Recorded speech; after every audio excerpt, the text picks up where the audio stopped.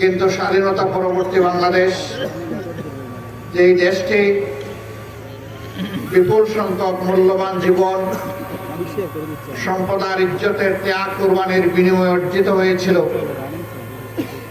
শাসক গোষ্ঠী জনগণের সাথে কথা রাখেনি। সেদিন যারা লড়াই করেছিলেন, জীবন দিয়েছিলেন, আহত পঙ্গু হয়েছিলেন, তাদের সকলের প্রতি আমরা গভীর শ্রদ্ধা নিবেদন করছি। তারা জাতিকে ভুলে গিয়ে একটি পরিবার, গোষ্ঠী এবং সর্বোচ্চ একটা দলকেই তারা বাংলাদেশের মালিক এবং জমিদারে পরিণত করেছিলেন। বাকি সমস্ত মানুষকে তারা দাসত্বের শৃঙ্খলে আবদ্ধ করেছিলেন, বহুদলীয় গণতন্ত্র খতম করে দিয়েছিলেন, মিডিয়ার স্বাধীনতা কেড়ে নিয়েছিলেন, মানুষের বাঁচার অধিকার তারা কেড়ে নিয়েছিলেন, ভোটের অধিকারও তারা কেড়ে নিয়েছিলেন। এক কথায় নগর জীবনে, জনজীবনে মানুষ হিসেবে মানুষের যে সমস্ত মৌলিক মানবিক অধিকার আছে, সবগুলা সেদিন দলিত মথিত হয়েছিল। আমাদের পুলিশ ছিল, সেনাবাহিনী ছিল, আধা সামরিক বাহিনী ছিল, সাহায্যকারী আনসার ছিল, কিন্তু দল, গোষ্ঠী, পরিবারকে রক্ষা করার জন্য সেদিন একটি জল্লাদ বাহিনী গঠন করা হয়েছিল, যার নাম ছিল রক্ষী বাহিনী।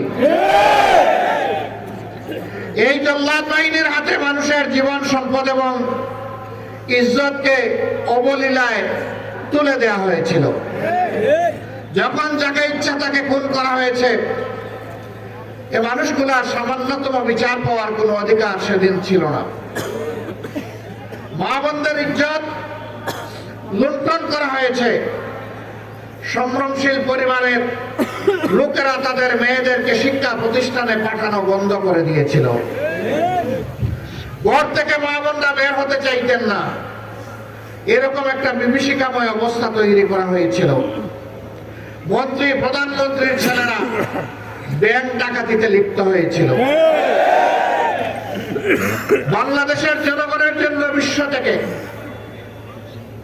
এই বিধ্বস্ত অবস্থায়, যুদ্ধ বিধ্বস্ত একটি দেশের জন্য যে সমস্ত রিলিফ সামগ্রী এসেছিল, তা বাংলাদেশে আসার আগেই বিদেশের মাটিতে বিক্রি হয়ে গিয়েছিল।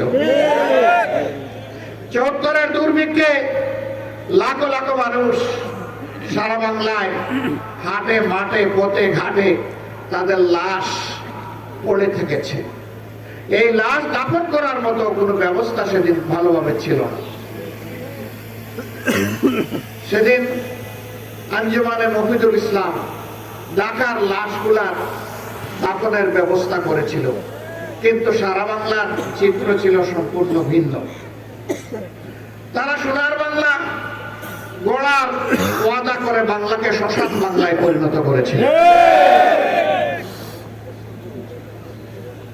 মাত্র 4.5 বছরের দুঃশাসন মানুষকে তটস্থ করে তুলেছিল। এরপরে তাদের কার্যক্রমের পরিণতি হিসাবে দুনিয়া থেকে তারা বিদায় নিয়েছিলেন। কে সেদিন তাদেরকে হত্যা করেছিল? যারা ৭১-এর রণাঙ্গনে বুক চিতে দেশের স্বাধীনতার জন্য যুদ্ধ করেছিল, সেই সৈনিকরা কেন তারা সেদিন খেপে গিয়েছিল? এর উত্তর আওয়ামী লীগকেই বুঝতে হবে, জাতিকে নয়।